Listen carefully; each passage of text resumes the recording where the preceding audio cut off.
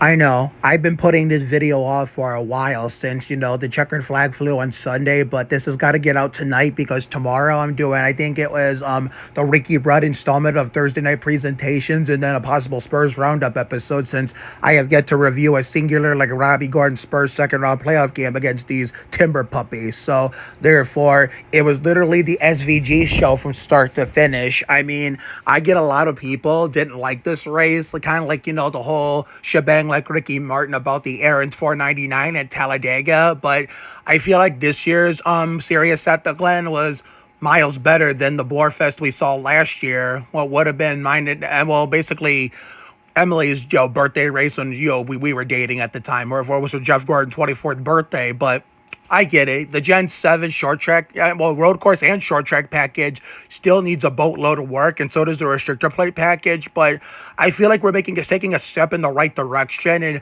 most of the fan base, even the ones who are giving legit criticism and really like speaking the truth, don't see the mass improvements like you basically from this year to last year in terms of this race and the Talladega one we saw a few weeks ago. I mean, basically a night and day difference. And maybe it's because I pay attention to it better than the rest of them do, but what do I know? Maybe it's just me, but literally SVG literally curb stomped the field after winning the pole position, which I knew he was gonna do because literally this stage racing, I feel fine with stages in general. That can stay, but the stage cautions need to get the fuck out of Winston Cup. I mean, even though I took the season off that year when they tried it in 2023 at the road courses, that was good. But I guess the low attention span fans bitched, whine, cried, and complained because they wanted him back because apparently it was quote unquote too boring.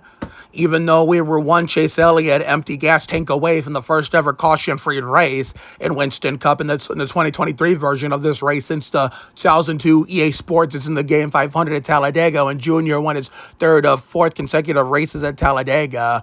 But the only thing that SVG and Kurt Busch's old number did not win on Sunday was stage one, as the Melon Man and Steve Park's old number, Ross Chastain, the Crotch of Doom, Dave Allen Baker's driver, took stage one. Of course, I was really thinking of him. I really didn't post anything about it because I was still scrambling trying to get my postings done. But Larson, when stage two began, I really don't know what's going on with Larson and Young Money in that 5 team. They really need to pick up the pace if Larson himself wants to prove he's the quote unquote best driver in the world. And Hendrick literally hit a wall in this race. Literally, probably one of the most disappointing races in a long time. Just like in the 2004 version of this race when I was a 10-year-old kid living in Michigan in the Lenore house. And this was the battle we expected to see most of the day, SVG versus Zilich. But literally, what the fuck was this? I mean, first caution for cause. I mean, this is something we didn't even see in last year's version. What was at the time Emily's birthday race when we were still together. I mean, I've been in NASCAR as a fan for 25 years, since 2001. I've seen, just when you think you see it all, considering I thought I seen it all with the jet dryer incident with Montoya when he was my favorite in the Sandhurst house in Brook Park when I was a teenager at Berea High during my junior year celebrating my 18th birthday. I've seen a lot of crazy debris cautions, the asphalt come up at Dover and the basically a pothole in Daytona 500, but this tent flying out of the racetrack, that shit takes the cake. I mean, I'm only including this highlight because, it was good to see Spire continue to prove that, they're finally becoming a B plus, at least a B plus, let alone at best a B plus, at worst a B minus caliber level team, and my dad's driver is in a good position considering, outside of, this past Sunday, which we're recapping here, and who took a spin like Jeffrey Bodine here? Oh, yeah, my boy Riley, which is a shame like Shane Meal because he was doing pretty well, too. I mean, continuing the improvement in that 35 team, shutting his critics up. But I guess his critics, came out of hiding on this day. But my dad's driver made a damn good choice. Suarez to go to Spire after Trackhouse kicked him to the curb for young Connor Zilich. I mean, outside of, this past week, I mean, right here, I thought this was going to be not only a full course yellow, I thought this was going to be a big crash. But one, it was not as big as I thought it was going to be. And two, and they ended up getting it going. There was no full course yellow. I mean, Hendrick really shit the bed on this day. I don't know what the fuck is going on with them as a whole this year. So they really need to figure out their shit before the chase starts. So therefore, other than this past week, my dad's driver and his current team at Spire has been really kicking the shit out of his old team, Trackhouse, like Ricky Rudd. So therefore, other than the road course, probably that's been the case. Because SVG is like the only, you're basically the only one that can actually, make on road courses at least, make it the exact opposite, and that's pretty much it. Considering, SVG is one kryptonite of all road courses, the Circuit of the Americas, it seems like he can't win there. And here, Christopher Bell missed the bus stop interloop chicane. Obviously, he got pushed in the wrong direction, but he still had to stop and take his own penalty there. Otherwise, NASCAR is going to black flag him, bring him into the pits for a stop and go penalty. But SVG picked up where he left off from before the end of stage one, and literally, took stage two and continued to prove that he is him on road courses. Literally, I knew this was going to happen. The moment I heard he won the Bud Pole Award for this race, I knew he was going to bitch slap the field. And literally, I love that in Watkins Glen, push back there, restart zone where they let him floor it coming off turn 11. Got like an IndyCar type of start and restart. But this is the best part of the race. Fake Ward Burton lost the tire. You picked a fine time to leave me loose, wheel. So how does it feel to be sucking monkey balls now, Fake Ward Burton? This fucking serves you right, because you don't have that broken ass playoff system and that fraudulent winning you're in gimmick to fucking bail you out this time. So that even year Fake Ward Burton trend is literally slowly but surely going out the window. Now, here's the part where SVG and his, number 97 Trackhouse team told majority of us, unless you're like a fan of his or a Trackhouse fan, shut the fuck up, everybody. We got this. We know what we're doing. He stays out with the second place car, Reddick, and everybody else comes in. And then when he pitted under green, we thought he was crazy for this, was basically going to lose the race. It was really his crew chief, making a genius call, to flip the stage, trying to do the opposite of everybody else trying to beat him was doing, literally. And Ty Gibbs briefly had the upper hand. I thought it was just going to be a battle between Zilich and Gibbs to get the win, let alone maybe even Briscoe and the Dinger. Because literally, as an Austin Dillon fan, that's just kind of hoping for, considering I kind of wanted, if SVG wasn't going to catch back up in time, and I should have known, go against him, considering, I thought he was done too, considering, I was hoping the people in front of the 3-car would literally, fuck up and take each other out in some kind, like, Gibbs, Zilich, and Briscoe would literally take each other out, or literally, but then, oh yeah, NASCAR and Fox here. I am so glad that I get to escape the wrath of, the Fox and their atrocious ass broadcasting a week early, because this Sunday I get to head out the door to enjoy some nice weather with my friends in the happiest place in Northeast Ohio we call Sandy Ridge, and get to relax and not have to worry about anything, because they literally missed all these incidents that I just showed. So Zilich really used up his tires, literally, and basically, kept flat spotting them, and literally, used up his stuff too much, even though his crew chief told him to go for it.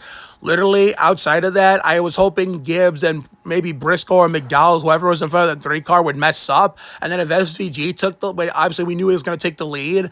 And literally, if SVG literally pulled it out in 7, Jeff Gordon spun in turn 1, it would open up the door for the 3-car. But hey, a man can dream being from the point of view of a fanboy of a certain driver, from when it comes to personal feelings. But that 3-car nonetheless still had an amazing day.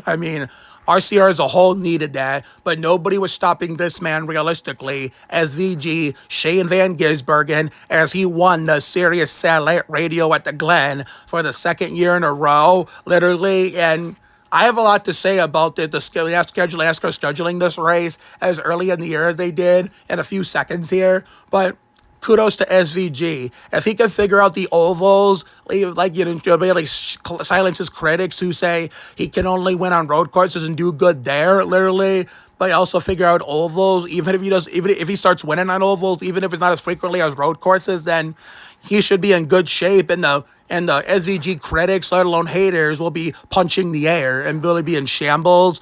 But if he can figure out how to conquer his kryptonite and have road courses, that being COTA, Circuit of the Americas, he should become literally maybe a top 10 or at least top 15 driver at best in the NASCAR Winston Cup Series. So I have faith that he can do it, considering, I'm not at all an SVG fan. And hell, when I took the year off in 2023 from NASCAR and was at the block party, the second annual block party, which was bigger than the first one, which was the rookie year one, the Miller one, and even bigger than the third one the year after, which was 2 years ago.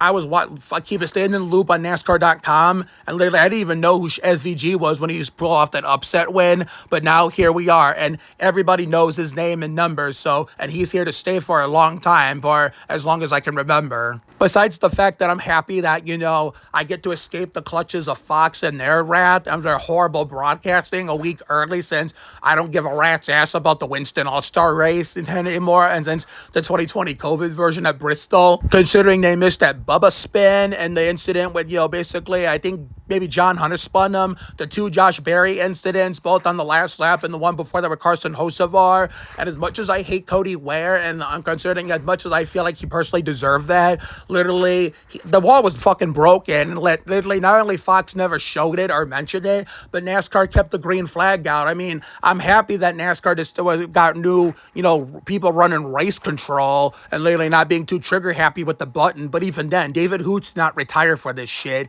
If the barrier was broken, they should have thrown the caution. But I get it. NASCAR wanted to organically let the race play out, but race control, I know you're way better than the people who used to run it back then, but do better. I mean, I don't want you to be on their level of bad when you've been doing a little better than them. I don't want you going the same direction as them and them, being as bad as they were. So there's room for improvement for you guys. So if you can actually take advantage of that, then you should be miles better than the previous crew who ran race control, who always trigger happy on the caution light button and didn't, give us that, late race caution that would, guarantee us, manufactured wrecks and drama and excitement. But yeah, as far as, the Watkins-Glen scheduling goes for this year, I will never understand why NASCAR scheduled it this early in the year. And they realized it wasn't a good idea with how muddy it was, considering they're just getting over their winter season. And literally, it's still literally wet up there. It's literally just going towards the closing stages of spring over there. And, it was the first time the Fox portion of the year had it, considering,